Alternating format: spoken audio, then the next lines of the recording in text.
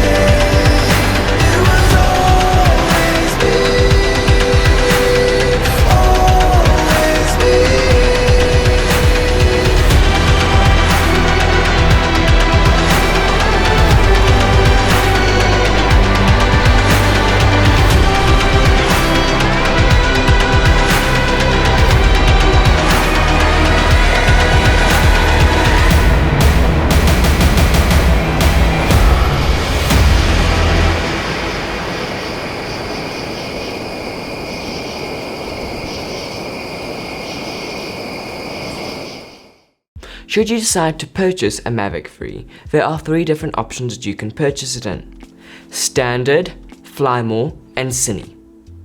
The Standard and Fly More combo both come with the Standard Mavic 3. The Mavic 3 Cine bundle comes with the Mavic 3 Cine. Now, there are some differences between the Standard Mavic 3 and the Mavic 3 Cine.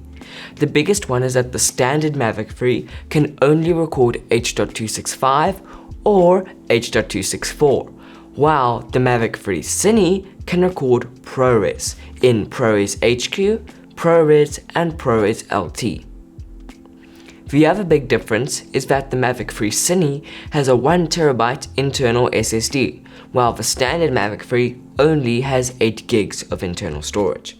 So, if your workflow demands ProRes, well, then you need ProRes on the Mavic 3 Cine. If your workflow does not need ProRes, then the standard Mavic 3 is fine for you. Okay, so let's discuss what comes in all the packages.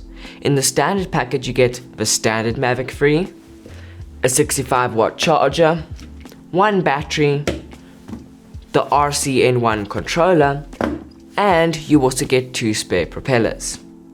In the Fly More bundle, you get the standard Mavic 3, a total of 3 batteries, a charging hub for all 3 batteries, the same 65-watt charger, a pack of ND filters, and the same RCN1 controller. In the Cine bundle, you get the same 3 batteries, charging hub, 65-watt charger, you get 2 packs of ND filters, a 4, 8, 16 and 32 like in the Fly More combo, and you also get the 64, 128, 256 and 512 set. The other big difference is that in the Cine bundle, you get the DJI RC Pro instead of the RCN1. The RC Pro is DJI's second version smart controller and is a really nice addition. But the biggest reason why you would buy the Cine bundle compared to the Fly More, because you can purchase an RC Pro separately, is your need for ProRes in your workflow. So, I hope this helps you. If you need ProRes, Cine is the way to go. If you don't, then it's between Standard and Fly More. I personally think the Fly More combo is the best value package because although it has a 46-minute flight time, extra batteries are helpful. Now let's talk about the cameras, as the cameras on the Mavic 3 are where the biggest upgrades are done. And you heard me right, I said cameras. We now have 2 cameras on the Mavic 3, a 162mm telephoto camera and a 24mm wide camera. Let's start with that wide camera, as that is probably what you're going to be using most of the time when shooting. To start, the images that come out of the Mavic 3 are amazing. I have been incredibly impressed with the image quality of this drone. But now let's talk about that 24mm wide camera. The 24mm wide camera is a 24mm Hasselblad micro four thirds-inch sensor with an electronic shutter and a variable aperture that is adjustable from f2.8 all the way to f11. The wide camera can also shoot at resolutions ranging from 5.1K 50 frames a second, cinema 4K 120 and standard 4K 120 frames a second, all the way to 1080p 200 frames a second. Along with the increased resolution and sensor size, we now also have an increased bitrate. When shooting H.264 on the Mavic 3, the bitrate is now 200 megabits a second, and if you're shooting ProRes on the Mavic 3 Sony, your bitrate goes up to 3760.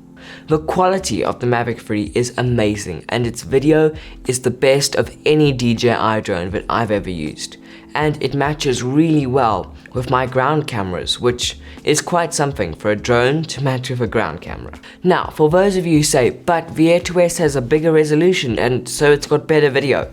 Yes, on paper the Air 2S does shoot 5.4K compared to the Mavic 3's 5.1K, but in reality the Mavic 3's video is far superior to the Air 2S. Now, I'm not saying that the Air 2S is bad, but the Mavic 3's quality is way better than the Air 2S. One of the big improvements on the Mavic 3 is in dynamic range. We now get up to 12.8 stops when shooting in D-Log. D-Log is DJI's RAW profile on Mavic drones. Now, you may be wondering, why is dynamic range important? Well, dynamic range is how much can our eyes see both light and dark in the same image. Our eyes have really good dynamic range, and so when a camera also has good dynamic range, it looks more like what we would have seen if we were standing there, and so it looks more pleasing to us. That is why cinema cameras like Arri Alexa 35s and Red V-Raptors and Komodos and all of those kind of cameras, those cameras all have between 16 and 18 stops of dynamic range, because in cinema movies, you want it to look like you were really there, and having increased dynamic range helps with that. So this drone also has really good dynamic range. Another aspect that has also been upgraded is low light. Now with the Mavic 3's micro four thirds-inch sensor, we get much better low light performance. This is really awesome, and I've been blown away by the Mavic 3 in low light. Previously with the Air 2S, Mini 2 and those kind of drones, stuff would look really noisy when it got to nighttime. But this drone you can even fly in pitch darkness and there's a surprisingly low amount of noise. And with a tiny little bit of noise reduction, the image cleans up really nicely. Now let's talk about photos on the Mavic 3. As you probably have already guessed, the Mavic 3's upgrades were mostly in regards with video, but that doesn't mean to say it's bad at photos. The Mavic 3 takes the same 20 megapixel RAW photos that we're used to, and the biggest upgrade in the photo section is the addition of the telephoto camera. We now get 12 megapixel RAW photos from the telephoto camera, and this will definitely open up a whole lot of new shot possibilities for those photographers out there. Talking about the telephoto camera, let's move on to it. Now let's talk about that zoom camera, which is the new feature on the Mavic 3. The Mavic 3 now has a 162mm telephoto camera. Now, the telephoto camera is either 162mm or 7 times, and it is on a 1/2-inch sensor. It also has a fixed f4.4 aperture and can shoot in resolutions from 4K 30, 24 and 25 and 1080p 30, 24 and 25.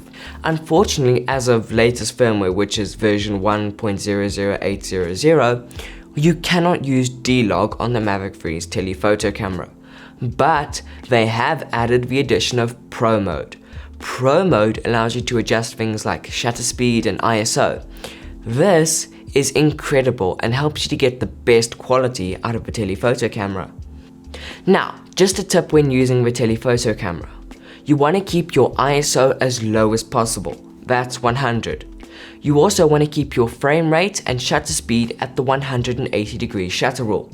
So if your frame rate's 30, your shutter should be 1/60th of a second, and so on. You also don't want to go above 7 times. So when you're on the telephoto camera, only go to the 7 times zoom. Don't go above it and don't go below it. Above it and below it are both digital zooms, and digital zooms really lower the quality. 7 times is where the actual optical zoom is. Then you want to shoot in the same frame rate as you're going to edit. If you'll edit in a 30 frames a second timeline, shoot 30. If you're going to edit in 24, shoot 24, and so on. This will give you the best results with the telephoto camera. The telephoto camera is definitely my favorite feature on the Mavic 3, and I've been really impressed with it. Along with the addition of Pro mode and being able to control your settings manually, it has completely changed how we can use a drone. Previously, the kind of shots you get with the telephoto camera would have been impossible. You would have had to have a helicopter, 6-axis gimbals, and all of those really expensive things in order to get them. Now, we can get them on this little folding drone. It's amazing. Now, in conjunction with the camera, there is also the gimbal. And the gimbal on the Mavic 3 is amazing. I've had no issues with it, and it has kept the footage, even on the telephoto camera, extremely stable. Now, I do know that some people did have some issues with horizon tilt, and on the previous drone, the Mavic 2 Pro, when they would fly in sport mode, the gimbal would bump down. I've had none of those issues, and I'm really pleased to say that the gimbal worked really well. The gimbal now also has auto lock. When you power off the drone, all the axes lock. This makes it easier to put the cover on and off, so you don't have the gimbal wobbling around. Now, these locks aren't strong. You can break them, but they are just enough to keep the gimbal stable when putting the cover on and off. Talking about that cover, it is really nice. It holds both the gimbal and protects the sensors and holds the propellers, so that when you're taking the drone in and out the bag, nothing gets scratched or broken. Now let's talk about the battery on the Mavic 3, as it has also had a complete redesign. The batteries on the Mavic 3 now slide in from the back. This is similar to how they do it on the Mini 2 and Mini 3 Pro. I know I didn't have any issues, but some people did have. When they were flying their Mavic 2 Pros, the batteries would swell, and then the catches would loosen and the battery would fall out. No, you don't want that to happen. And even if the battery was to swell, it wouldn't fall out the Mavic 3. The batteries have also been upgraded in capacity. They are now 5,000 mAh batteries, and combined with the more aerodynamic body of the Mavic 3, we now get a stated 46-minute flight time. Now, in reality, in unideal conditions, I've been getting around 30 minutes, but the flight time of the Mavic 3 is really good. The Mavic 3's batteries will charge in around an hour and a half. Now, this is when using the 65-watt charger that is supplied with the Mavic 3. If you're using a charger with a higher wattage or a charger with a less wattage, they will charge slower or faster accordingly. The batteries also, when plugged into the charging hub, charge sequentially. So that means they start with the battery with the most charge, which is this one, and they charge it up to full. Then they'd move down to the one that's got less charge. So if you've got a battery of 80 and a battery of 20, the battery of 80 would charge to 100 and you could go flying quick. If they were to take the time to charge to 21, it would take much longer. So in order for you to go fly the quickest, they charge the battery with the most charge and then go through the batteries. We also can now charge batteries through the back of the drone.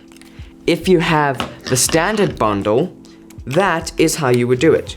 There's this little flap here where the SD card goes in, and you'd plug it in, and that's how you charge the battery. I'm also really happy with the way they've put the SD card.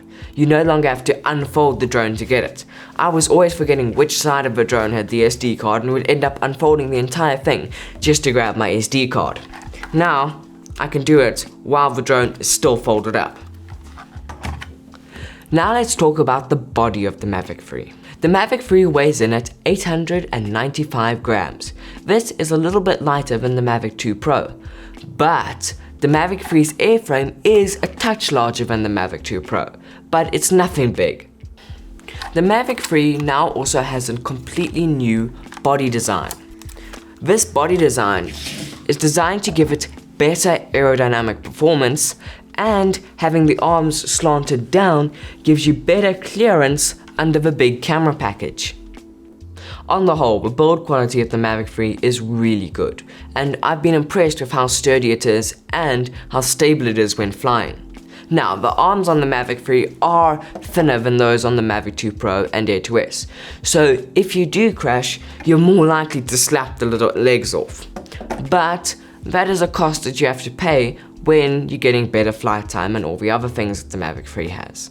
The standard Mavic 3, like this one here, has an onboard storage of 8 gigs. Now if it's the Sony version you get 1 terabyte, but the standard one has 8 gigs. That's just enough to grab 1 or 2 clips should you forget your SD card. The Mavic 3 also now has full 360-degree obstacle avoidance. Now, it has front, back, top and bottom sensors. Now you'll see I didn't say side, but because the sensors are placed on the corners of the drone, we do have full 360-degree obstacle avoidance. These sensors have also been upgraded and can now see obstacles up to 200 meters away.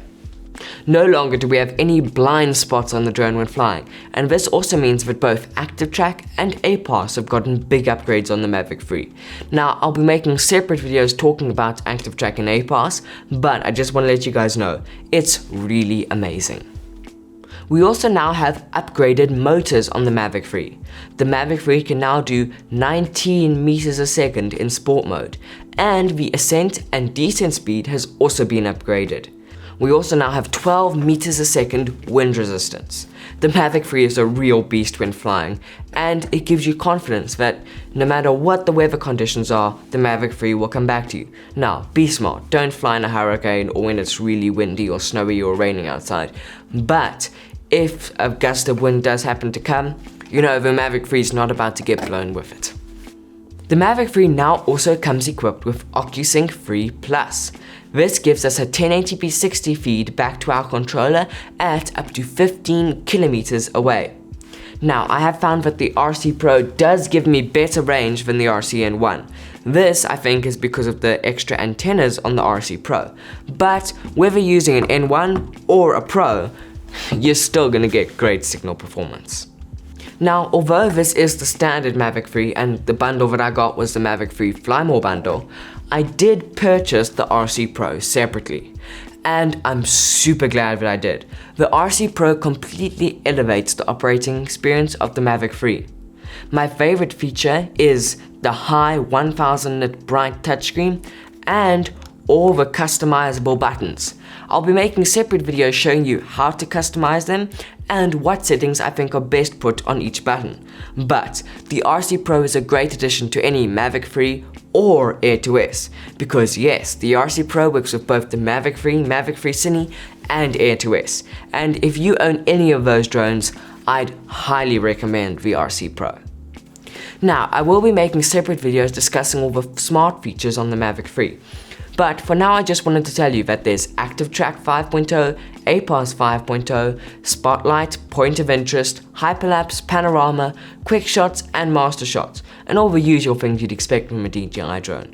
And they all work really well, but I'll be making separate videos covering those. So if you want to make sure you don't miss them, hit the subscribe button and you'll get notified when I upload it. Now for my final thoughts on the Mavic 3. The Mavic 3 is by far my favorite DJI drone and the one I'd recommend to anybody who wants the best image quality. But its trade-offs are size, weight and price. The Mavic 3 is expensive. If you're on a budget, then Minis or Air 2S's are better value. And if you're in a country, now check your local laws, because not every country does this, but some countries do allow you to fly under 250 gram drones without needing to register them or have a license. Well, this isn't under 250 grams. Then Mini 3s or Mini 2s are more what you're looking at. But for anyone who wants the best image quality that they can get in a portable, foldable drone, the Mavic 3 is the best drone for you. Well, that's it for my review. Thanks for watching. Please like, comment, share and subscribe, and I'll see you in the next video.